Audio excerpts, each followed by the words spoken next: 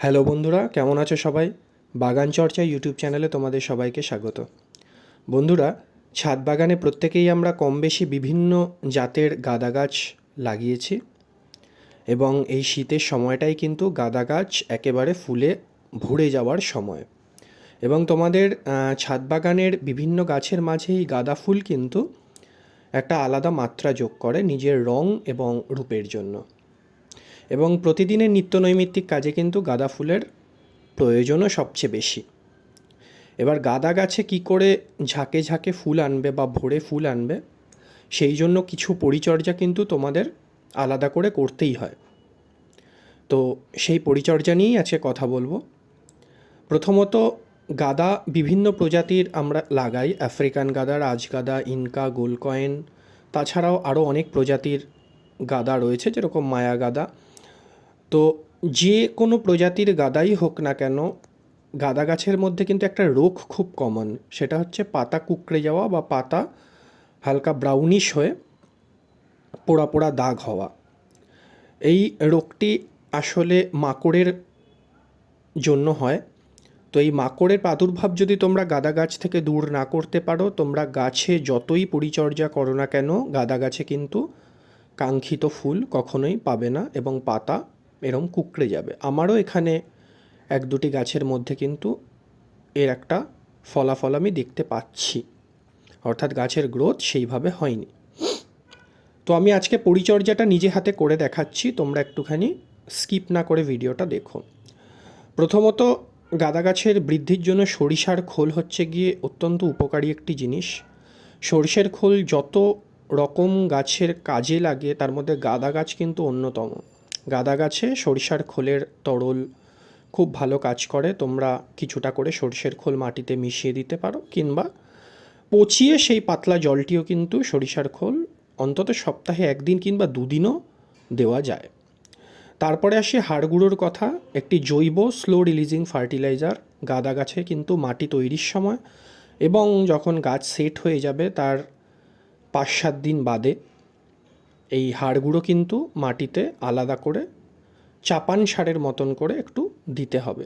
প্রত্যেকটি 8 ইঞ্চি টবের জন্য অন্তত 1 টেবিল স্পুন হাড় গুঁড়ো তোমাদের মাটিতে মিশিয়ে দিতে হবে, যাতে করে গাঁদা গাছটি এর পরেও লং টার্মে পুষ্টিগুণ এই হাড় গুঁড়ো থেকে নিতে পারে।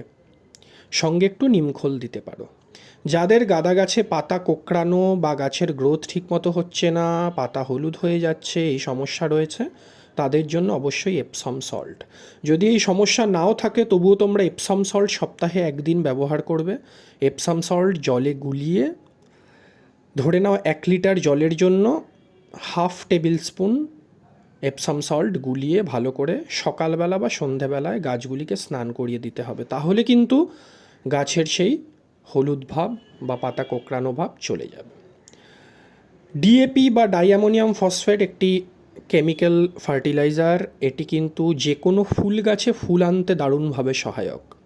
তাই অবশ্যই 8 ইঞ্চি টবের জন্য 5 থেকে 6টি দানা প্রত্যেকটি গাছের টবে ডিএপি দিতে হবে। তবে ডিএপি সার প্রথম থেকে ইউজ করা যাবে না। গাছ যখন সেট হয়ে যাবে এবং মোটামুটি 3 থেকে 4 ইঞ্চির উপরে সাইজ নিয়ে নেবে এবং গাছের অর্থাৎ গাঁদা গাছের কুড়ি কাটা হয়ে যাবে, তারপরে সরষের খোল প্রয়োগ হয়ে যাবে, তারপরে অন্তত 7 দিন বাদে এই ডিএপি সার কিন্তু 5 থেকে 6টি দানা প্রতিটি টবে তোমাদের দিতে হবে। দেওয়ার পর টবের মাটি নিড়িয়ে নিতে হবে, নিড়িয়ে নিয়ে জল দিতে হবে। ডিএপি দানা 15 দিনের গ্যাপে তোমরা ইউজ করতে পারো, তার থেকে কম সময়ের মধ্যে কিন্তু ব্যবহার করবে না। এবং যেই পরিমাণ বলা হয়েছে 5 থেকে 6টি দানা, তার বেশি ব্যবহার করবে না কোনো টবে, কারণ এটি কেমিক্যাল ফার্টিলাইজার, এর কিন্তু একটি সাইড এফেক্টসও রয়েছে। সুতরাং 5 থেকে 6টি দানা প্রত্যেকটি গাছে দেবে। আমি গ্যারেন্টি দিচ্ছি এই ডিএপি দেওয়ার পর কিন্তু গাছে ফুলের ঝাঁক নেমে আসবে। এটি শুধুমাত্র গাঁদা গাছ নয়, যে কোনো শীতের ফুল গাছেই কিন্তু খুব ভালো কাজ করে ডিএপি সার। আসলে ডিএপি সারটিই হচ্ছে গিয়ে ফুল ফল আনতে ভীষণ সহায়ক একটি সার। এর মধ্যে অ্যামোনিয়ামের পরিমাণ থাকে, ওটা বিভিন্ন ফর্মে থাকে। গাঁদা গাছের কুঁড়ি কেটে দিতে হবে, প্রথম কুঁড়ি সারাদিন রোদে রাখতে হবে। এই কাজগুলি বা এই পরিচর্যাগুলো যদি পরপর ঠিক মতন ঠিক সময় করতে পারো এবং গাছের সাইজ অনুযায়ী টবের পরিবর্তন, এই পরিচর্যাগুলো যদি ঠিক এইভাবে করতে পারো, অবশ্যই গাঁদা গাছ হেলদি হবে, গাঁদা গাছ ঝাঁকড়া হবে এবং ঝাঁকড়া হয়ে ফুল আসবে। দেখো বন্ধুরা, ফুল নেওয়ার আগে তোমাকে আগে কনফার্ম করতে হবে যে গাঁদা গাছটি ঝাঁকড়া হচ্ছে কি না। আসলে ঝাঁকড়া হওয়া মানে বেশি বেশি শাখা প্রশাখা, আর বেশি শাখা প্রশাখার অর্থই হচ্ছে বেশি ফুল। এই জন্য ফুল নেওয়ার আগে গাঁদা গাছটিকে ঝাঁকড়া করার আগে বেশি লক্ষ্য রাখতে হবে। আজকের মতো এই পর্যন্তই।